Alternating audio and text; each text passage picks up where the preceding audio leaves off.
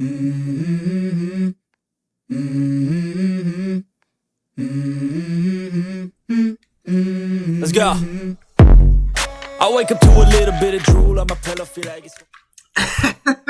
Welcome back, traders. Welcome back, my NIO family. That was some San Pellegrino, nothing but the best. We're going to jump straight into the technical analysis, but before we do, guys, I want to say thank you to our almost 2,000 subscribers. We're right around 1,700, and I would really appreciate if we slap the sub button, slap the like button, do whatever you got to do. San Pellegrino is coming up to push the algorithm on this channel. We're going to continue to cover technical analysis and daily uploads on the stock market. What we're talking about today, NIO stock, you saw a little bit of a flush after being up in the pre-market, 2.3%. Your low was 583, and that's right around where you closed, right? You kind of chopped on Friday, but the good news here on NIO stock is you see the Russia-Ukraine war potentially coming into an end, which would bode well for markets come Monday morning. Now, what I'm watching for on NIO particularly is I don't want to lose that 581 low or that 583 low, right? When you look at the stock, you have a little bit of a shoulder head and potentially, right, if you come down here to 529, a potential right shoulder, you need to hold now. And there are good signs that you might hold here.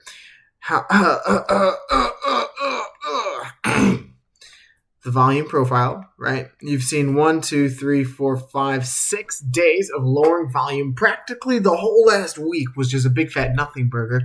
As well as, right, on the daily, which is pretty substantial, you see hidden bullish divergence. That is when the RSI makes a lower low, traders, but the stock is in an uptrend. And there's no denying that this is an uptrend, right? You have higher highs, higher low, higher high, higher low. Next, theoretically, right, would be a higher high if this was to play out.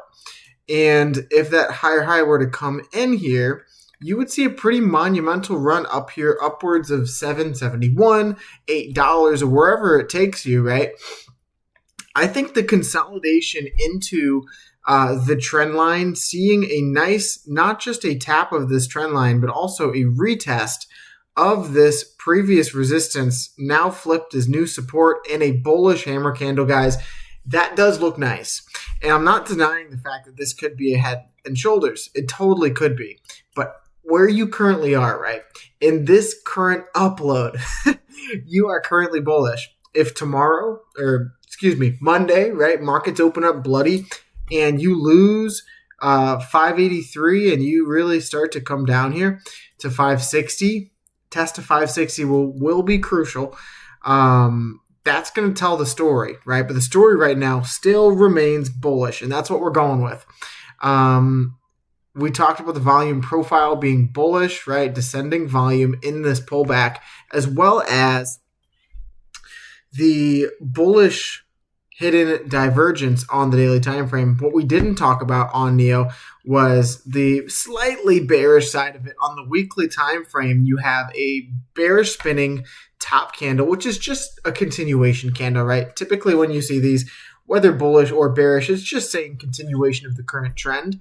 And you did close below your weekly 9-day EMA. That's not a great sign. If you go to the daily time frame, you also have a little bit of selling pressure here with rejection of the 9-day EMA and loss of the 50. You need to start seeing upside right now. Like literally, you cannot go down any further. Otherwise, this 9-day is going to cross through the 50, and you'll most likely be visiting the 200-day EMA. So that's kind of like the local time frames on NIO. I know we're extremely unapologetically bullish on NIO's macro, as you can see on the daily time frame and the weekly time frame. You see a big fat inverted head and shoulders, right? And you could say it's also a cup and handle. I saw that comment come through in our last video. Totally is, right, dude? If that's a cup and handle, you're theoretically coming upwards of, I think it was $10. If this is an inverted head and shoulders on the weekly, though, which it is, you're more likely going to see the profit target of the head to the neckline, which is upwards of $20 freaking dollars, traders. So that is my conviction on NIO stock, that you are going to get some kind of announcement or investment into NIO that pushes this thing up, right, with volume. Because in this cup, you saw massive accumulative volume, right? Towards the bottom here, buyers were winning, massive volume candlesticks, and then you've just been in a volume downtrend, right? You saw leg up, downtrend, leg up, downtrend. I'm now waiting for that next leg up, and I'm expecting some seriously huge volumes, because in order for this U-shaped right shoulder to be correct, right, you want to see this very beautiful accumulative structure. You should see this thing pop off into 771. That, without a doubt, is my conviction. And you go to the daily time frame here. You do have a gap currently existing at 711 that I do expect to be filled here in the not so distant future. If you do see to the downside here, the 200-day EMA is now risen all the way to 552, which it will be, right, a substantial test on the stock and most likely a nice place to DCA, not financial advice. I'm not a financial advisor, but most likely a nice place to DCA on some cheap shares. I'm also watching the gap fills here. If you lose the 200-day EMA, worst case scenario, right? Let's say you theoretically lose the 200-day EMA. You do have these nice gap fills currently sitting at 498 and then one all the way down here, which would be depressing, but it's possible, at 459. Yeah, I think that's all your technical analysis to watch on the short term. We talked a little bit about the macro, but we're going to talk about something next that is important to the entire stock market, right? Everything trades off of this one index. What is it? None other than the S&P. But before we talk about it, right, because we're going to layer this back into NIO, I promise. I want you guys to slap the subscribe button if you've made it this long and you haven't. And we're going to talk about the S&P 500 because there are some significant signs that you might continue the bullish price action that you've had in the last couple of weeks, but that you might be taking a little bit of a breather relatively soon, right? So you close at the absolute height of the wick on the week. Friday closed at an all-time high, right? That's bullish, bullish, bullish. And from that, I expect an extension, right? You could see the S&P 500 climb as much as $10 tomorrow. And I mean that, right? If you do that, you're most likely going to continue to trade within this now 4-year channel, right? This is a bull market channel right here in which you've seen a top, a bottom, a top, a bottom, a top. And although it doesn't have to come to the bottom, right, you could and often do see this thing freaking chop along the top here before you see these retracements. So that's what I'm watching very closely on the S&P 500 as you enter back into the RSI overbought territory, right? You're entering the bull zone, which often takes with it the biggest moves once you actually get inside of it. And there's a very opportune chance, right, that you just continue to chop along side here. And also don't take into account that you could just blast through this thing. You absolutely could. But on the daily time frame, I wanted to talk about particularly, right, even if we see a pullback like we did here, right, this kind of rounding pullback into support or resistance, resistance, resistance, resistance, support, support, support, support, which we called, by the way. You're now in the bull zone. You have so many different gap fills below you, and you've continued to rise on this insane run, right? You've been up 18% practically in less than a month or about a month, and you've left 1, 2, 3 gap fills. I think it's likely that you would pull back to at least 725 And if not that, right, potentially the gap fill back here at, let's just say 700 flat. I think it's likely because this monumental run, one of the best runs in a long time for S&P, has happened while the volume has been really, really declining. And in doing so, right, oftentimes when you see these breaks, at least volume will hold, right? You'll hold flat. But this is just depressing volume here. Really, really sad volume for as explosive as the stock market has been. You want to see this ramp up. If you're going to break through this 750 territory, you're going to need some oomph to it, right? So how this affects NIO, well, if this goes up, right, so too will our lovable IWM, or our risk on assets index.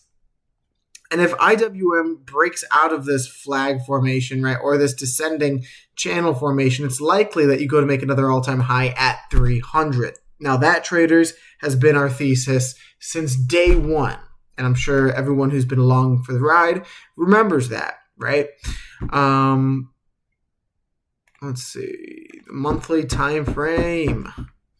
Monthly time frame, you are still doing a nothing burger. I'd like to see this thing absolutely scream higher, but it's going to take time, in my opinion, for this to play out, right? This right shoulder alone was 1, 2, 3, 4, 5, 6, 7, 8, 9 months. Now this left shoulder was that much. The right shoulder was 1, 2, 3, 4, 5, 6, 7, 8, right? So you could be a whole 2 to 3 months away from this thing freaking playing out to Pluto. And if you told me 90 days is what you had to wait, I'm good with that. On the quarterly time frame, we're watching very, very closely a quarterly MACD cross where you saw an inverted head and shoulders. Inverted head and shoulders, right? And you're as close as you can possibly be without getting a quarterly MACD cross, right? You got it back in 2020 when you saw that 174% candle. But now we're watching for this next quarter. I know there's a lot of lines on your screen, but we're watching for this next quarter. You need a break, a solid break of 771 to see this thing fly to Pluto. And the thing I really like is on our last quarter, right, we posted a bullish hammer candle on one of the largest time frames. I think that's a beautiful thing for the stock's overall momentum. But you can see here, right, within this right shoulder, on the quarterly time frame, you've seen volume dwindle here, as if something is going to happen, right? You saw it back here too. Volume dwindling. What happened?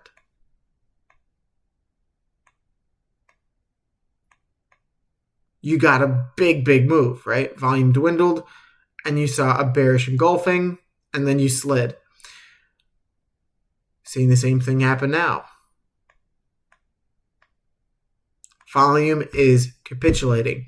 So there will be an end to this story. And we're going to see whether or not that is bullish or bearish. But I am entirely bullish right now. So that's kind of our technical analysis update on NIO. And I just want to say thank you to everyone who made it this far.